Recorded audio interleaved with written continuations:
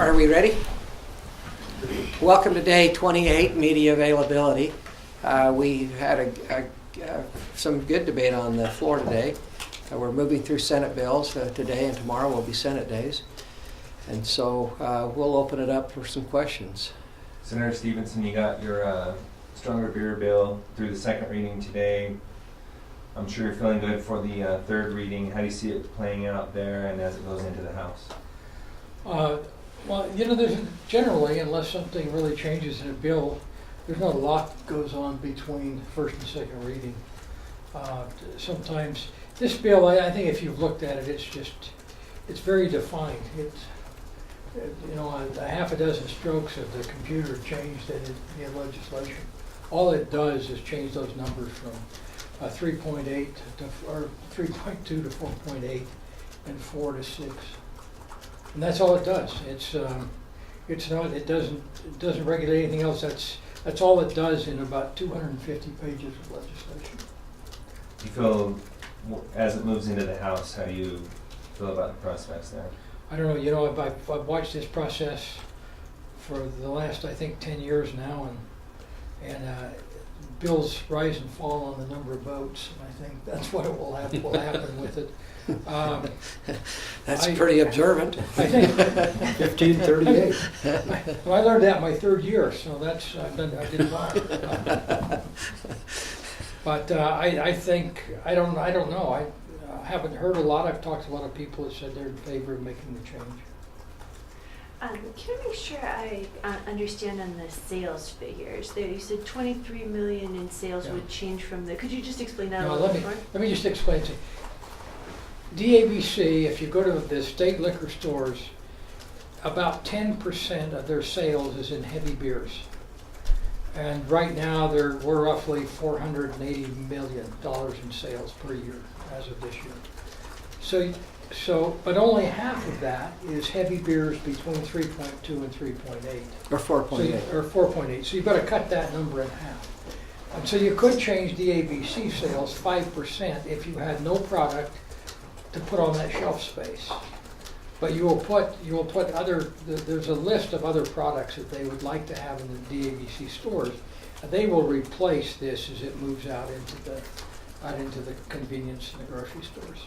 So do you expect the effect on sales overall to be kind of negligible, or? No, I would expect for the first year that, as I said, DABC is growing at 7% per year, and I would expect the first year we will see a decline in the growth. Not a reduction in sale, or it will be a reduction in sales, but it would be a decline in how fast we grow. If you took them off, if you use my first analogy, and you took 5% off, you would only grow 2%. So there's and that's really rough numbers. I'm sure that Jonathan Ball could explain that in a way that would be much more eloquent and much more confusing. Mm-hmm. And that 23 million, would you expect a 23 million reduction in sales, or am I looking at the wrong figure there? Well, there could be that much, but I would doubt it would be very much, because as these products, as DABC sells off these products, they will replace them as soon as product is available, and it's not necessarily beers. It may be other products that they would handle through those outlets. Okay. You know, it's hard to change people's habits too. They'll still sell some of that heavy beer. They will. Okay. Other questions? I was curious, Senator Weiler brought up a concern that he'd heard from a constituent, presumably a small brewer, who had worried about the marketing materials they already had. What's your kind of response to that sort of issue? They can certainly use their products up, but that's one I hadn't heard yet. But I have met with the Brewers Guild. They're an organization of several of the local brewers meet together. But I've also met with we have local brewers that are in favor of this legislation. I would say that the local brewers are divided on the issue, and certainly a good group of people. I've been to a lot of their breweries as I've had this assignment with alcohol, and I've looked at how they make this and what they do with it. And I would just say that this is a business decision they're going to have to make as to how they use up those labels and what they do with them. Would you entertain the possibility of slowing down the implementation at all, or do you feel like? Well, implementation isn't until October, so we've got quite a few months here out in front of us. Okay. Other questions? Senator Hilliard brought up the concept of wine in stores. He said this might be a step in that direction. Do you see it that way, or is that completely separate from what you're looking at? The only thing we've changed here is we've just changed the numbers on off-premises alcohol, which is that's sold through convenience. That's consumed off premises. Hopefully no one's drinking in the grocery store, no one's drinking in a convenience store. So we call it off-premise, and that's the products we're talking about. Okay. And there's been no mention of wine.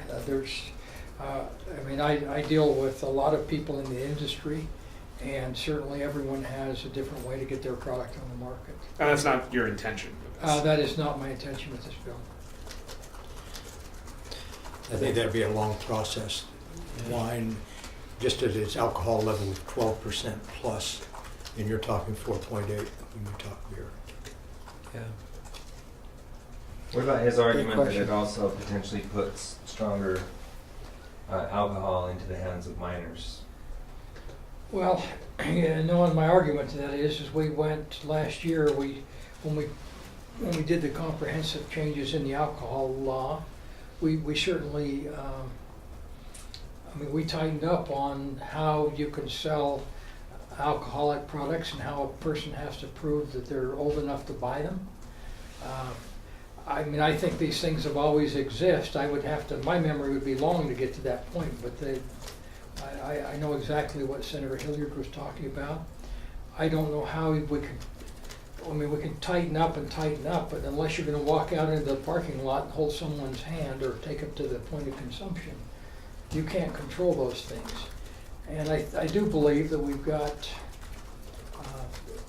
some of the best laws in the country for regulating how these products are sold and how they're consumed. And if my proof in that is that we have the lowest binge drinking experiences in the country, and we have the lowest number of drunk driving experiences. So we're doing a better job than a lot of places.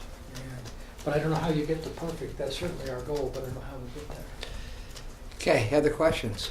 Other issues? Anything else? We didn't bring Senator Henderson in, but we could have, I suppose, food trucks. We've already had the cat of the day, so we can go on now. Yeah. Anything else? Any online questions? No online questions. Wow. Sorry if this was asked in Friday or something, but did you know when we might see a bill for tax reform? I think we're all hoping this week, and the earlier the better. Okay? Can anyone talk about, I know it was presented to caucuses last week. Any feedback you can give us? Yeah, I think it'll probably be talked about some this week. I don't know if we've got it on our caucus. Probably not. I think we've heard it so many times, but I will. If it's not on Tuesday, we'll probably have it Thursday I on think our at this caucus. point we're waiting for a bill. Yeah. Yeah. So probably be Thursday before our caucus addresses it. Okay.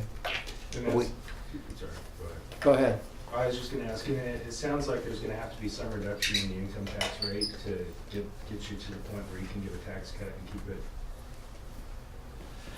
Yeah, my position on the tax cut has been pretty clear. Let's see how broad the we can get at the base, and to see what kind of impact that will have on future revenues. And until we see the bill, it'll be hard to know tax cut or where it's at. So You can probably count on a lot of industries coming at you trying to carve out special exemptions.